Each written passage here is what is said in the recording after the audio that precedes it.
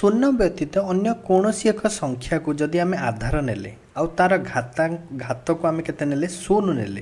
ताहले तार मूल्य केते हबो। मन कर 5 रो घात मु शून्य नेली ताहले आर मूल्य केते हबो। आर मूल्य केते हबो तो देख 5 रो घात मु जदि 5 नउछि आर माने कोन मु 5 रे 5 को 5 थर एमती 5 गुणन 5 गुणन 5 गुणन 5 गुणन 5 एमती लिखिबी। किंबा देख ये मुझे 5 लिखुची 5 थर लिखुची बा मुझे गोटे 1 आउ गोटे ये गोटे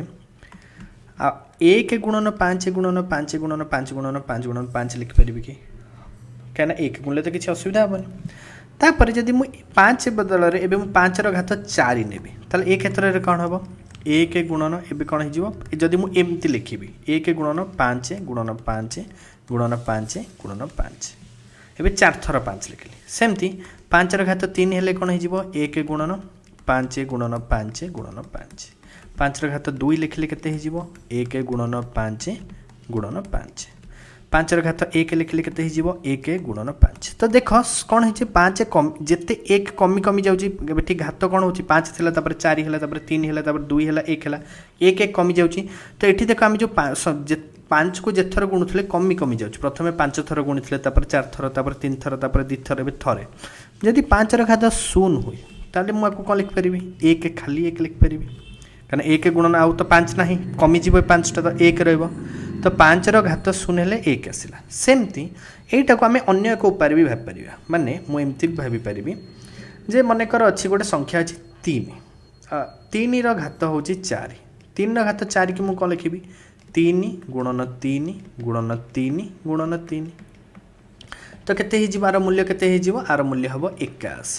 3 गुणन 3 9 9 गुणन 3 27 27 गुणन 3 81। जदि मैं 3 रो घात 3 लिखुची 3 रो घात 3 को मु कोन लिख परिबी देख 3 गुणन 3 गुणन 3 देख एठी 3 गुणन 3 गुणन 3 अछि मु आगो एमती भी लिख परिबी कि जे 3 गुणन 3 गुणन 3 गुणन 3 लबरे गोटे 3 गुणली हर रे भी गोटे 3 गुण जेहेतु एता एतिक अछि मु आको लिख परिबी हर रे खाली 1 अछि गोटे हां कि नहीं 1 गुणन 3 बा खाली 3 लिख परिबी बेटी 3 आसी गला। तो एटा को देख मु एमती लिखिबा द्वारा कोन होची ऊपरटा कोन हेगला 3 रो घात 4 3 रो घात 4 रे मु कोन करछि 3 हरुछि माने जोटा केते 81 रे मु 3 हरुछि मतलब 81 रे 3 हरुछि मते उत्तर केते मिलिबो देख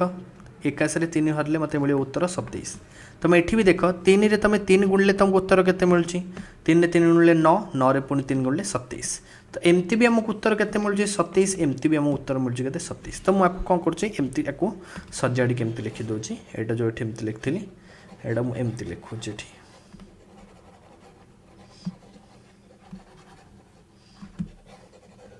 एमती लिखिबे एटा को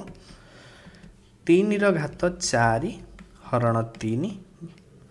जोटा कि हला 81 हरण 3 जोटा कि हबो 27। सेमती 3 रो घात जदि मु 2 निए 3 रो घात केते नेबी 2 नेबी से क्षेत्र रे कोन हबो 3 गुणन 3 बा आकु मु लिखि परिबी 3 रो घात 3 विभक्त 3 3 गोटे कमी जीवो हां कि नहीं यार मूल्य केते हि जीवो 27 हरण 3 बा जोटा कि हला हमर केते 9 मिलिबो। तो एथुर देख सेमती 3 रो घात 1 हेले कोन हबो मु आकु लिखि परिबी कि 3 रो घात 2 विभक्त 3 जोटा केते 9 विभक्त 3 उत्तर हमको एथु केते मिलला 3 मिलला। यदि 3 रो घात मु 0 ताले कोन हबो 3 रो घात 1 विभक्त 3 मु कोन करछि प्रत्येक उत्तर जोटा भी उत्तर मिलुछि ता बड़ माने जो 4 रु 3 को आसिली 1 कमिला तो मु एठी कोन करछि 3 हरि दोछि हरला फडले मते से उत्तर मिलुछि। तो एठी देख 3 रो घात 0 को मु लिख परिबी 3 रो घात 1 विभक्त 3 जोटा केते हे जिवो 3 रो घात 1 रो मूल्य केते 3 3 विभक्त 3 केते हे जिवो 1। तो एठु आमे कोन देखले कोनोसी गोटे संख्या शून्य व्यतीत अन्य कोनोसी संख्या जदि आधार रे थाई आ तार घात राशि घात केते हेई थाए शून्य हेई थाए तले से क्षेत्र रे आमु केते मिलिबो उत्तर 1 मिलिबो।